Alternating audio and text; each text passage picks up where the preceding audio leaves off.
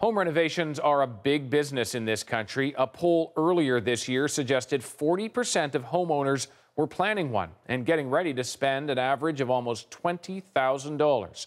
Some homeowners are diving into those renos themselves, but that can have a serious and unexpected medical cost. Kim Brunhuber has that story. When Justin Hain got rid of the contractors, he knew the renos would be difficult, possibly even a little dangerous. After all, when he was younger, he nearly lost a finger to a power vacuum cleaner. The risks are really in the places where you least associate them. So what I was doing... If Larry Wynot had known that, well, he'd still have 10 fingers. Wynot wanted to surprise his wife with a new door for Christmas. I had my board.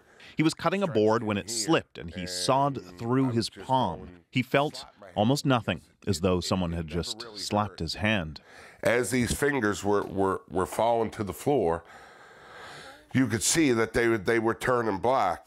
He ran to his truck to drive himself to hospital, but had to run back for his fingers.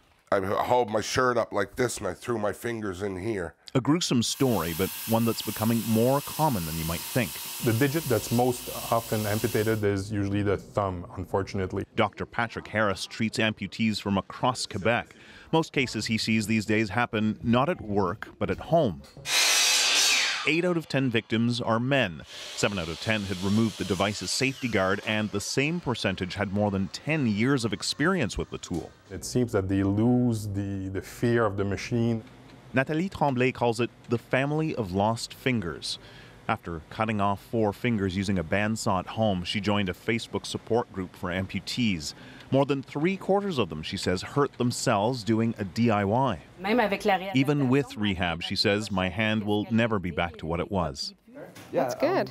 Rehab specialist Dr. Amanda Mayo says, unlike victims of workplace accidents, those who hurt themselves doing home renos often have to bear much of the cost of therapy and prosthetics. If something happens at home and you don't have third-party insurance, not only is it devastating physically, but it can be devastating financially. So, experts warn, don't remove the safety guards from the devices, don't try to fix a jammed machine until you've turned it off, and don't get cocky. In other words, stay afraid. Kim Brunhuber, CBC News, Toronto.